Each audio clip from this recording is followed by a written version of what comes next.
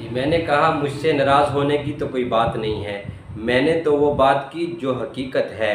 اگر شجرہ نسب کو دیکھیں، حضرت عثمان غنی رضی اللہ تعالیٰ عنہ کا شجرہ نسب پیارے نبی صلی اللہ علیہ وسلم کے خاندان کے ساتھ ملتا ہے، چند پشتوں کے ساتھ خاندان ایک ہو جاتا ہے۔ پیارے نبی صلی اللہ علیہ وسلم کی پھوپھی کے ساتھ گہرا رشتہ ہے، نانی والا رشتہ ہے، اور پھر حضرت عثمان غنی رضی اللہ تعالیٰ عنہ ابتدائے اسلام لانے والوں میں سے سابقون الاولون میں شامل ہیں۔ اسلام لائے ہیں تو پیارے نبی صلی اللہ علیہ وسلم کے ساتھ جڑ گئے ہیں، اور پیارے نبی صلی اللہ علیہ وسلم نے انہیں اپنا کاتب وحی بنایا ہے۔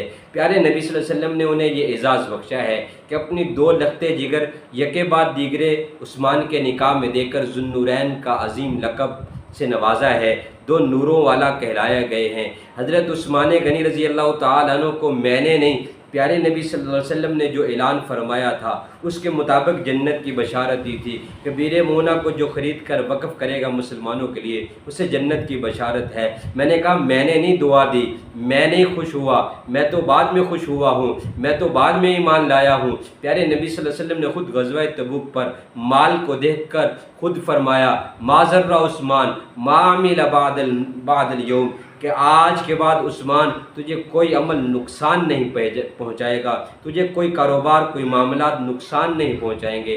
میں نے نہیں کہا، پیارے نبی نے یہ بھی فرمایا۔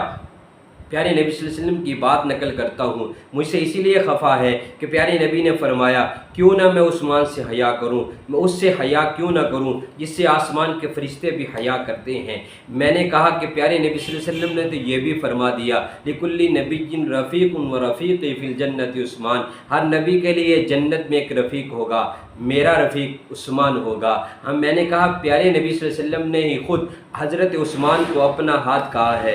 بیت رضوان میں 1450 صحابہ کے لیے جو بشارت اتری ہے اس کا سبب بننے والے عثمان ہیں۔ ہاں پھر عثمان ہی وہ ہے جو پیارے نبی صلی اللہ علیہ وسلم کے معتمد ہیں، اور پیارے نبی صلی اللہ علیہ وسلم نے انہیں جنتی ہونے کی بشارت دی ہے۔ میں تو اس لیے عثمان کا نام لیتا ہوں، میں تو اسی لیے عثمان کے گن گاتا ہوں۔ آپ بھی گائیے، اپنے دوست تک بھی پہنچائیے۔ یہ میری باتیں نہیں ہیں، مجھ سے خفا ہونے کی ضرورت نہیں ہے، مجھ سے خفا ہونے کی ضرورت نہیں ہے۔ ان باتوں سے خفا ہوگے تو اللہ خفا ہو جائے گا، پھر جہنم میں جلو گے۔ جہنم سے بچنا ہے تو ان باتوں کو مان لو۔ یہ باتیں زبان میری ہے، بات پیارے نبی صلی اللہ علیہ وسلم کی ہے، اس لیے اللہ تعالیٰ ہمیں یہ جو باتیں کہی گئی ہیں اس کو سمجھنے والا بنائے، اور صحابہ کے ساتھ سچی اور سچی محبت نصیب فرمائے، اور اپنے ایمان کی حفاظت کرنے والا بنائے۔ جزاک اللہ۔